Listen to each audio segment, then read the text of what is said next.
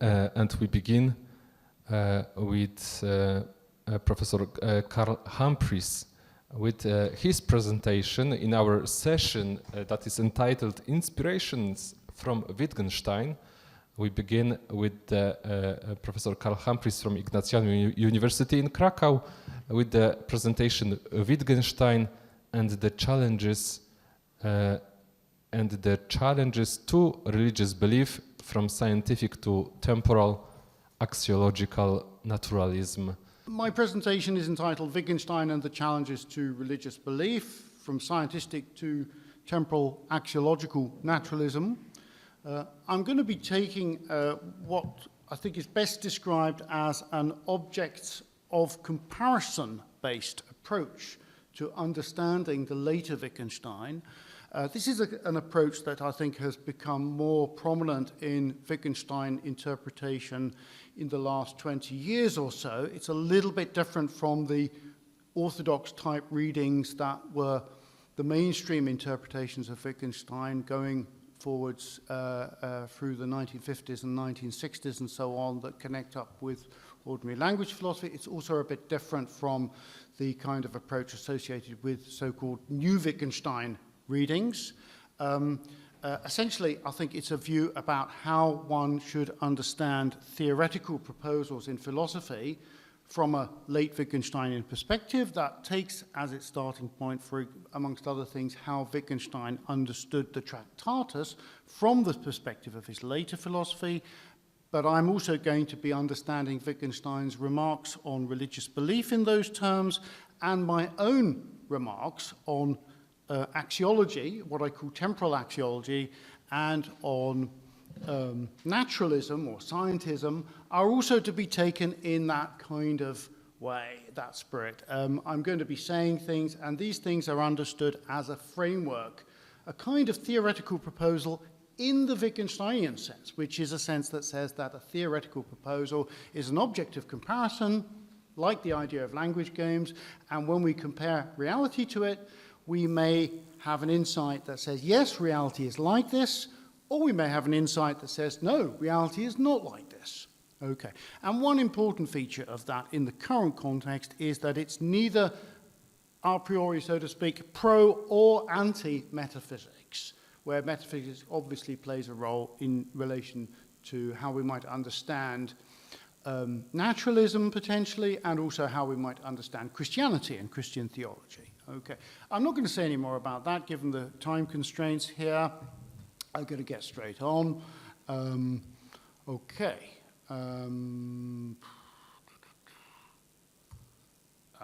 It doesn't seem to be responding here. Sorry, when I, yeah. Let me see. Okay. Okay, what's the case? Yeah. Mm-hmm. So I'm obviously going to want to sort of, can I just use that key to move on? The normal, the arrow keys, yeah, okay. Okay, so let's start with philosophical naturalism, as I might want to call it. I have a view about that. I haven't got time to fully elaborate it here, but it's influenced by Collingwood. It sees philosophical naturalism as a kind of vague, unclear intellectual legacy of the interaction of metaphysics and early versions of natural science that we find in ancient Greece and so on. And these interact, and out of that comes the idea of a kind of legacy idea that what goes on in natural science also can be cashed out as a kind of philosophical position. I think there are a lot of questions about whether that's meaningful. And when I talk about philosophical naturalism, I specifically really have in mind unless I qualify it in other ways, this kind of science-based or scientistic philosophical naturalism. So what I mean by philosophical naturalism, unless I qualify it, is something quite close to what a Wittgensteinian might just call scientism, I think. Okay.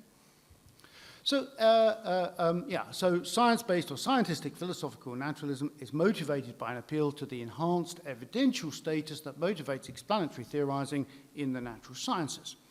Any set of religious beliefs that happens to fail to meet its evidential constraints can, it seems, be criticized as epistemically deficient. Religious worldviews, including Christianity, are treated as theories. Theories that, while aiming to be explanatory, may fail to be so if they lack proper evidential grounding from the naturalist or scientistic perspective, obviously. Yeah? Let's turn now to Wittgenstein on religious belief. My focus here, or my point of departure, is his lectures on religious belief from 1938. The later Wittgenstein seems to offer a way to defuse this potential challenge coming from naturalism. Religious disagreements can't be resolved, according to Wittgenstein, by straightforward evidence-based reasoning or explained away as purely expressivistic kinds of difference and commitment and so on, or semantic differences. Therefore, cases of genuinely religious belief are not the sort of thing we should expect to be validated empirico-factually. Rather, they are indirectly presupposed as part of the necessary conditions for the possibility of living a certain sort of life. As elements, one might say, of larger holistic frameworks of commitment, religious worldviews, directly presupposed by those ways of living a life. Affirming such beliefs and worldviews as true is really tantamount to affirming the value of the way of life that presupposes them. Okay, so just on that point about value, that's why we're going to be talking a lot using the term axiology here, where we're going to be understanding this as it relates to some ideas about value, okay? So some general points first, and then some caveats.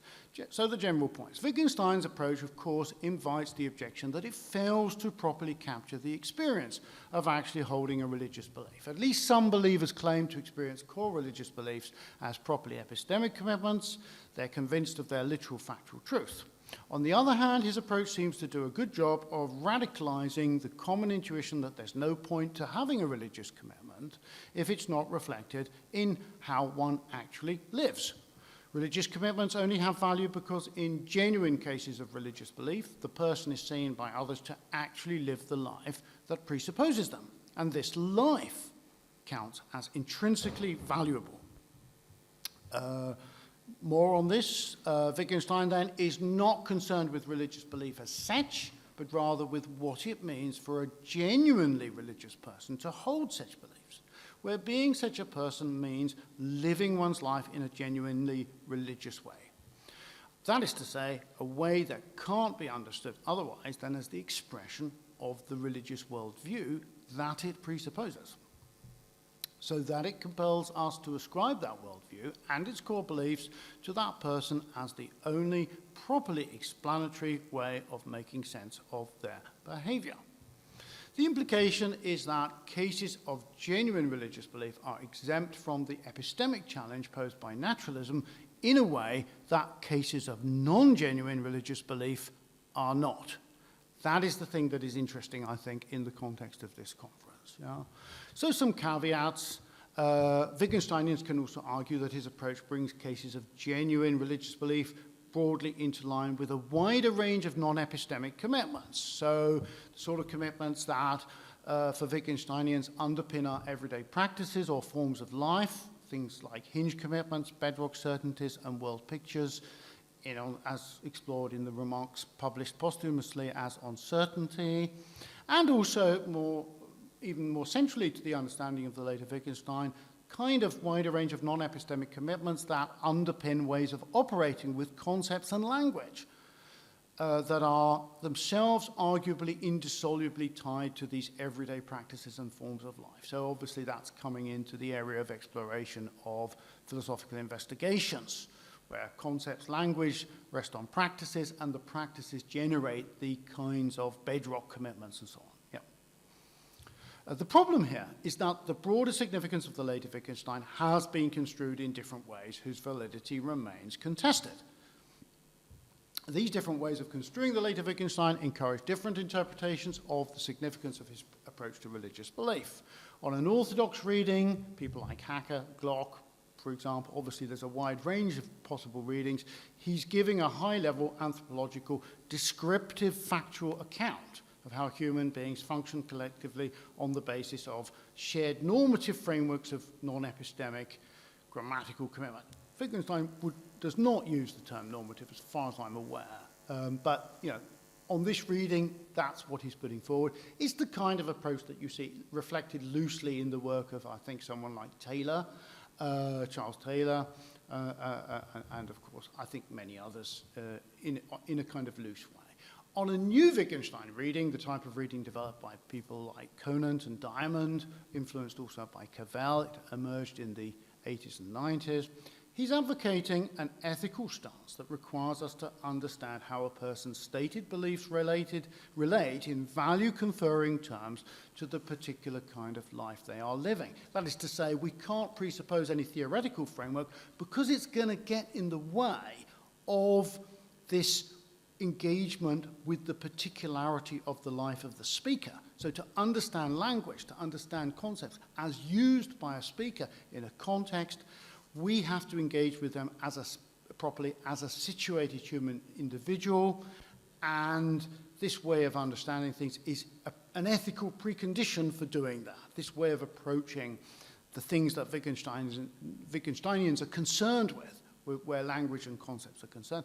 Again, you see people whose work reflects that in a looser kind of way, not specifically the new Wittgenstein reading, but similar parallel concerns in the realm of ethics. Someone like Iris Murdoch, perhaps, also, I think, possibly in some ways, Bernard Williams. But I think that the position that tries to extract that directly from Wittgenstein is the new Wittgenstein reading. Yeah? I should say that I'm not aligned with either of those, I think, actually. My thesis is that we need a way of assessing what is involved in the Wittgensteinian construal of the relationship between religious belief and naturalism that will work for both sorts of interpretation.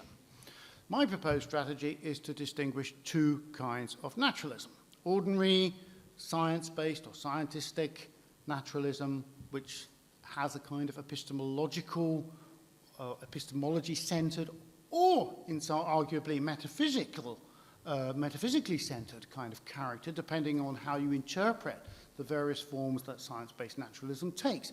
That's going through, obviously, the history of that concept. It may take a different form at different times.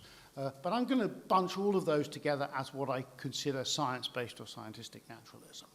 And I don't think there's a sharp distinction anyway. If we look at what we might think of as purely epistemological naturalism emerging with the Enlightenment, I think now most people recognize that it's not a clean break from what came before in any sense. It's a messy thing with metaphysics still in play. And the other kind of naturalism, what I'm going to call axiological naturalism. And my thesis, which I will explain in a moment, my thesis is that even if Wittgenstein's account of religious belief successfully diffuses the tension between science-based, scientistic naturalism and Christianity, there remains a tension between naturalism and Christianity at the axiological level, specifically in terms of how value is construed in relation to temporality.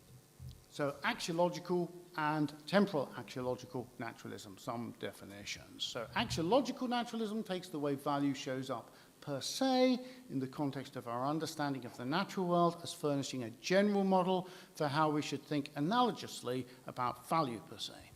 My focus will be on a specific version of this, what I call temporal-axiological naturalism, and this takes the way value shows up as relating to temporality in the context of our understanding of the natural world, as furnishing a general model for how we should think about relations between value and time. So, some examples which may or may not be entirely historically accurate. It doesn't matter if they're not from the point of view of my argument. Again, this is the object of a comparison approach, so you can disagree if you want, if you're an expert on Plato or Aristotle or the Enlightenment. That's fine with me. So Plato and Aristotle, I would venture to suggest, are both committed in different ways to temporal-axiological naturalism, since they both apply the following paradigm. Just as in our understanding of the structure of the natural world, what changes depends for its intelligibility on its relation to what does not change, and not vice versa, so in our understanding of value, what changes in respect of value depends for its intelligibility on its relation to what does not change in respect of value, and not vice versa. So there's this asymmetry of dependence and non-dependence between what changes and what doesn't change in the realm of value, as in the realm of intelligibility of the natural world.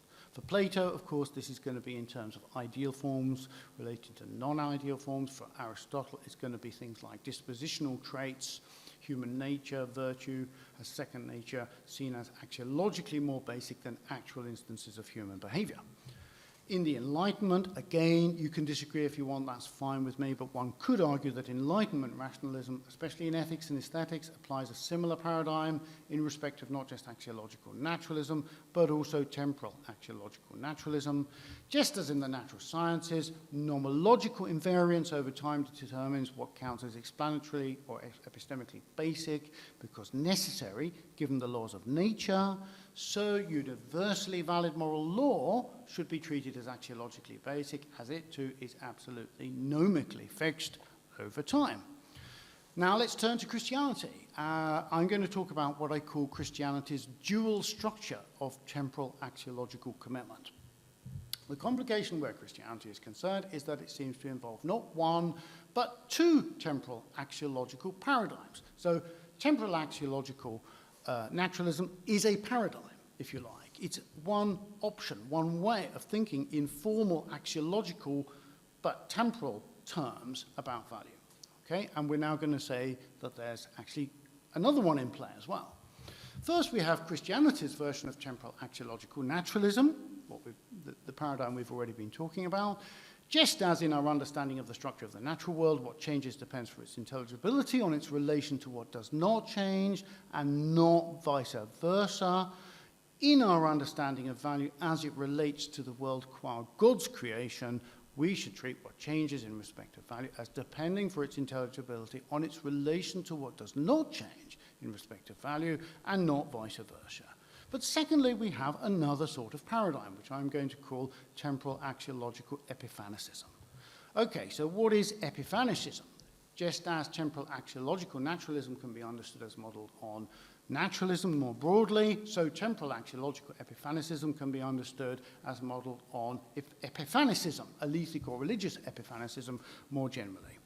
Alethic or religious epiphanicism, what is it? Well, it takes the ultimate truth about human affairs or reality to be only properly disclosed in the form of a certain structure of events. Similarly, temporal axiological epiphanicism takes ultimate value as it pertains to human affairs or reality to be only properly manifested in a context defined by the occurrence of one or more events. Christianity's version of temporal axiological epiphanicism. In the case of Christianity, this way of thinking about value centers on events pertaining to Christ as construed in Christian theological terms. What we might call, in a way that to highlight the epiphanicistic character, the Christ event. Note, for the purposes of philosophical analysis, epiphanicism is best understood as presupposing the notion of a constitutive epiphany. That is, an experience that discloses ultimate truth or value, but which at the same time also makes it clear why this can only be grasped in the light of, relative to, the occurrence of a certain structure of events. So, now we get to the core of the thing, Christianity's temporal axiological commitments and naturalism. How Christianity's temporal axiological naturalism and epiphanicism fit together is, in some sense, I would say, an internal matter for theology.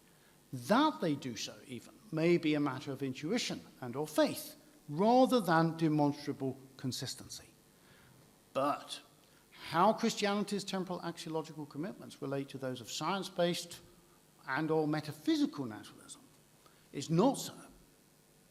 It's not an internal matter for theology. It also depends on how we construe the relationship of that sort of naturalism to axiological naturalism. Thin versions of such naturalism will be axiologically neutral. Thin versions of science-based, scientistic or metaphysical naturalism, yeah? Which are taken as a model, if you like, for a point of analogy for axiological naturalism. Thin versions of such naturalism will be axiologically neutral, and so will not conflict with any religiously motivated temporal axiological commitments. However, thick versions will not be axiologically neutral, and so will presumably imply a matching commitment to axiological and temporal axiological naturalism.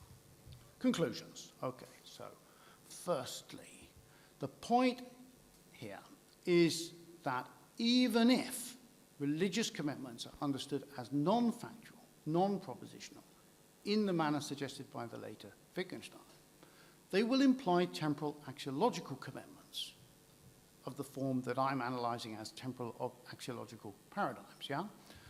These may potentially conflict with the commitment to temporal-axiological naturalism associated with science-based naturalism in its thick, i.e. axiologically non-neutral, value-involving form. That is because, whether we like it or not, these axiological commitments may generate conflicting valences, evaluations, decisions, choices in practical ethical life.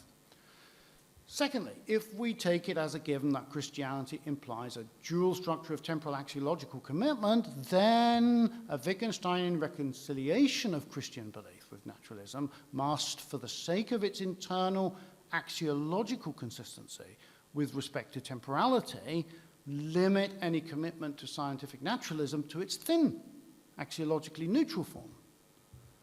But this means that Christianity cannot treat its own commitment to temporal axiological naturalism as itself grounded in a matching commitment to thick scientific naturalism. It becomes a free-floating commitment, which arguably I say, I'm not saying it does, I'm saying arguably, weakens the significance of its dual structure of temporal axiological commitment.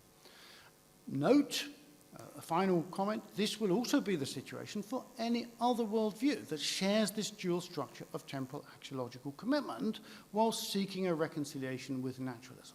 So, for example, if you think that secular liberalism involves actually significant commitments that presuppose, again, these two different paradigms, and I think personally that there's a good basis for thinking that it does. Think of someone like Rawls. He can be cast as an axiological naturalist. Think of someone, a liberal thinker like Sklar, for example, possibly someone like Williams even. They can be cast as axiological epiphanicists in a certain sense. Certainly Sklar can be. And I think if we broaden the field to include some ethical ideas important to liberalism coming from people like Levinas, but taken in a secular context, then we see the epiphanicistic character of liberalism brought more to the fore. So I'm not saying that this is a problem only for Christianity. It's a problem essentially for any structure that shares this dual structure of temporal axiological commitment. And as far as I can see, this is actually an important structure within Christianity. I think it is, as I say, also an important structure within secular liberalism. Thank you very much.